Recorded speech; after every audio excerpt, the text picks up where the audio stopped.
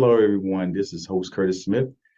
Today is National Voter Registration Day, and today we have Representative Annello to talk to us about the importance of city council representatives and why we should vote for the right candidate.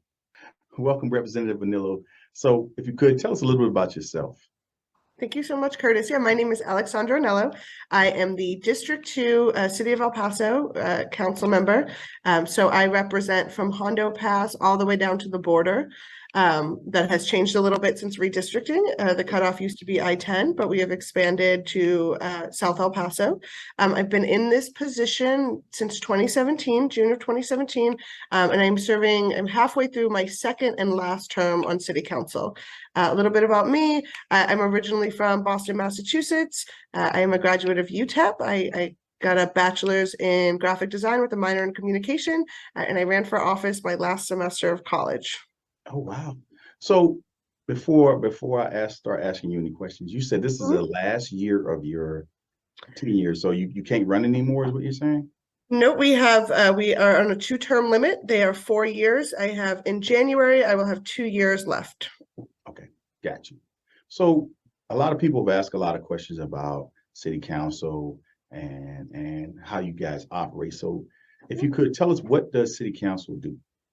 Sure. So I think that's a two-sided question, right? So the city of El Paso, we really are the governmental agency that touches every part of your life, right? We maintain streets, we run our public bus system, we run most of the parks, or 99% of the parks within the city of El Paso. We also oversee police, fire, EMTs, operation of emergency management, public health. And so we really kind of stretch almost every aspect of your life. Your trash pickup, that is run by the city of El Paso. We are one of 5 taxing entities that will impact your tax bill every year. But as a city council, we are a city council, city manager form of government. So we do not control those departments. We oversee the city manager who does, right? And so we oversee the budget, but we also have the ability to pass policies and direct the city manager to implement policies that will have an impact, right? One of those things with Sun Metro, our bus system, we recently passed a discounted fare for individuals with mental health disabilities, right? So we have the ability to impact those services, but we do not run them directly. Okay. So what are residents supposed to expect from city representatives, like when we're trying to vote for the right person, or the person that's in the position that currently what are we supposed to expect? Because I know a lot of people don't, some people vote to vote. Yeah. Understand what it is that representatives do for us. Well, I mean, what you should expect and what you should receive from any, elected official, but especially on the city levels, is honesty, right? There should be someone who is there to answer the phone for you, to understand the situation you're going through, right? Nothing in an organization this large is black and white. There are human interactions with every service that we perform, and having a representative that is willing to understand that and adjust to help you when you need it is what you should expect. But I say, at the very least, someone who is honest with you, who will listen to you and will answer your phone call when you need them. Okay. So what are some of the things residents should inquire about when deciding on who's best to represent their district? Sure. That's a difficult one because there will always be hot topics that are happening at the city. I think this election season, we're definitely probably going to hear a lot about the city manager. Historic preservation and the arena was one when I ran for office. So everybody will have their own issues. But I think when you are talking to a candidate or when you're reading their material, understanding how they best represent your values, because again, we oversee so many departments and we have the ability to pass policies that have a more positive impact on this community. And so when if you get a flyer in the mail, I would tell you to call that candidate if you'd like to talk to them. Are they going to answer the phone? Are they going to respond to your question? Are they going to listen to you? Would be the first thing that you need to understand. But are they someone who is willing to make the commitment to do that job and has an understanding of really what the power in this position is, right? Because again, it's you can understand a budget and you can believe in X or Y. But if you are a person who understands, again, the impact of our decisions on our community as a whole, Mhm. that is a person who is going to represent you well. I think there's been a real shift in politics lately where many organizations have realized that local governments and local elected officials have a lot more power and a lot of larger impact on your day-to-day life than, say, your congressperson, right? Who is very far removed and is passing policy on a much larger, broader level. It's like we're really here deciding how the police interact with their communities, right? We're deciding here what investments go into what neighborhoods. And in El Paso, that's a big issue, right? You live on the east side, you have a lot of growth, but if you live in Central, people are moving out and you come from a disenfranchised community that's been ignored for probably 50 years. Mhm. It's those decisions and the understanding of those impacts that I think makes a really great leader. Okay. Okay. So while we're on this topic, Mhm. this is outside the question, but it's not going to put you on the spot or anything like that. But when we talk about who should represent us, shouldn't those that either are in the seat or running for a seat should tell us what the priority is so that we can have a wide scope of what it is that is this the right candidate for us? Tell me what the priority is. Like you said, you take care, you oversee street repairs, expanding of the highway, police oversight, things of that. So I think as a representative, if you're open and honest with me at first and say, well, that's not a priority right now. This is the priority. I think we could have a better understanding. Do you agree with that, or is that just something that that's I mean, not? I do agree with that because there are things that take a higher priority than others. Mhm. But I also think that there is not one thing that is more important than another with the work that we do. I mean, there are, right? There are definitely some things that are more important, but there's a large spectrum of things that are high priority. Okay. Um, and I think that, again, someone's understanding of that and having that conversation with you is important, though, because you will understand when you understand what their priorities are Hmm. in contrast to what your priorities are, Right. you will then know, okay, this is the person that I want to vote Yeah. for. Yeah. But I hate to see that there's one thing that's more important than another, because there's a large spectrum of things going on. And unfortunately for some city representatives, there maybe are one or two things that they're focused on, Yeah. and the rest of us are trying to do 20. Right. Right. I understand. So some people are unaware that city council and commissioners court are two separate bodies of Mhm. representation. Can you explain the difference as it pertains to El Paso? Yeah, this is a complicated one because there are governance differences, Mhm. and those differences are home rule and state. So the County of El Paso is what I say kind of a lower tier of state government. Their constitution and 80% of their budget is already determined by the state of Texas.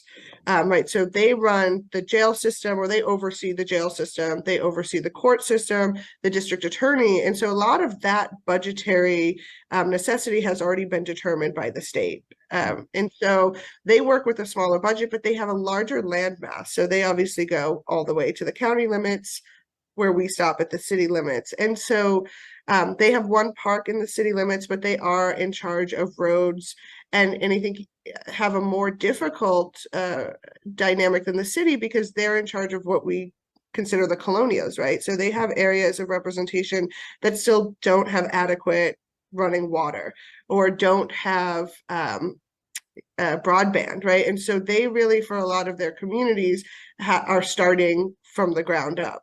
Whereas at the city of El Paso, we are a home rule city, so we make our rules. The way that we are governed, our ethics laws, our city manager form of government, our finance laws, that is all determined by us. And when I say us, I say the voters. So we cannot change or can change any way that our government functions by the vote of the public.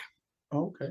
Good But stuff. we do oversee general services, right? We just do it in the city limits, they do it in the county. Understood. Understood. So how can residents be or feel more involved in the decision-making process? Yeah, I mean, I wish that was an easy answer. And the real truth is it takes effort, right? You need to be in contact with your representative. You need to be reminding them how you feel about an issue. You need to have a line of communication with them And you need to have a representative that's willing to have that as well. I think, until you have a representative who will answer your phone call and hear you, if you do not, there are representatives that do that. You would need to come to city council and explain to them and the public how you feel. It should not be hard to communicate with your city representative. I take phone calls all the time on my personal cell phone. I have very good friends, right, that were someone that I just knocked on their door 5 years ago, and now I consider them a friend, and I talk to them 2 or 3 times a week. That should be the relationship everyone has with their city representative. Okay. Okay. And you say come to city council. What days do you meet? Do you all meet down there? I forgot. So, I just know I get a text, so I just show up. so we meet Tuesdays. We do have public comment every Tuesday. It's supposed to start at 9. Sometimes it gets a little delayed, but every other Tuesday at 12 o'clock noon, we will have public comment. Okay, and I think that just me speaking, that would give us an opportunity, because I would tell you, you don't always see your city reps, especially when things are going on in your community. And I think that's an opportunity for you to voice your opinion, so that community representative can see your face and you can see that representative's face, not only when it's time to elect, when it's election time, or they're looking for registration, well, they're looking for votes or something like that, or monetary donations. You can see them then. And at that time, I think you guys are very, very, you connect better, because they'll stop and talk. People will stop and talk, especially at the end. Hey, I'm Curtis Smith, and you're my city rep. So, hey, how you doing? How do I contact you? Or I have an issue. So who do I need to talk to? And I think that gives everybody an opportunity, just in case they don't know, because I've been down there as well. And you guys you just don't rush out of the meeting. You guys stick around a little bit and give you opportunity to, take pictures and meet the people. So that's a good thing. It's true. And we also, for people's edification, we have a virtual option too. I know there's some people who will be working and they can't get to City Hall, but they want to come to public comment. There is an option to jump on at 12 for virtual comment. Okay. Good stuff. So what can residents do if they don't believe they are being represented effectively? Yeah, I mean that is similar to the last answer, right? They need to let their representative know. Voting is the power that we have. I want to stop and say that I work a lot with other elected officials in Texas. I feel that El Paso, the representatives don't interact with their constituents as much. They don't make decisions based on their constituents' views, right, for large issues. Right. And I think that we as a community do need to be involved. Right? We need to be talking to our representatives when we're happy with them and when we're upset with them, or when we're just have a question, right, about a decision that's going to be made. I tell people we're not always going to agree, but I, as a representative, should be able to look you in the eye and say, this is why I made this decision, right? And this is why I think it was the right choice.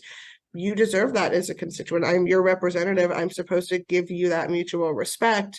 The other answer would be elections, right? That is when we have the power to say, I am not being represented well, and this is how I'm going to make my voice heard.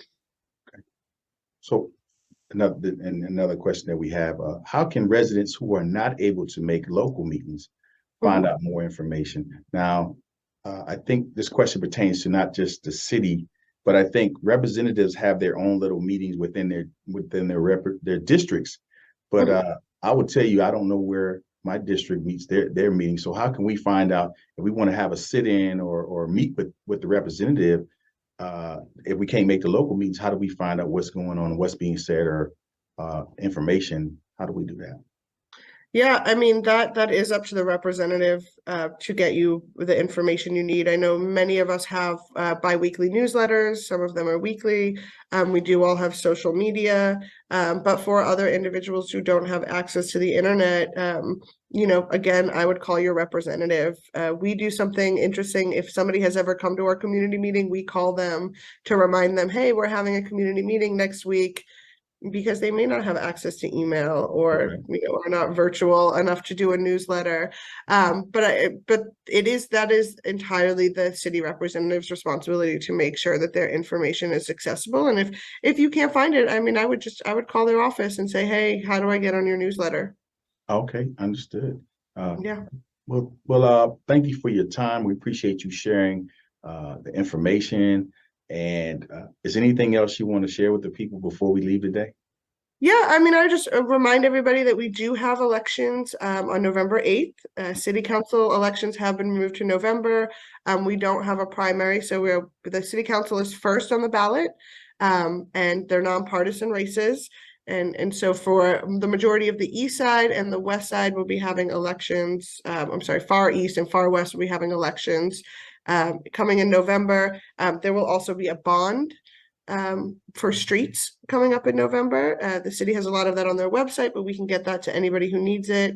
And then in May, we will be having several charter change amendments. So as I said before, we are home ruled and we are governed by our own charter.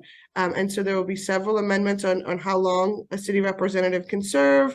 I know that there's a citizen petition that will be talking about going back to a mayoral form of government. There are other citizen petitions to talk about the limitations that city representatives can take on campaign donations. So there's a lot of information. There are going to be a lot of questions out there in May. We're putting together kind of comprehensive voter information, but if anybody has any questions, we're definitely there to answer them. Okay. I have one question before you leave. Go for it, yeah. Ask me. So how do we find out what's going to be on the ballot come November? Like you said, the city manager issue is probably going to be discussed. Is that something that's going to be on the ballot? Can we pull it up on EP.vote? No. So those charter changes will be in May. Okay. There is not a finalized list of what will be on there. That will need to be finalized by March, and it will be on the city website, so cityofelpaso.gov. Gotcha. But the November ballot is a streets measure, so there are 3 categories.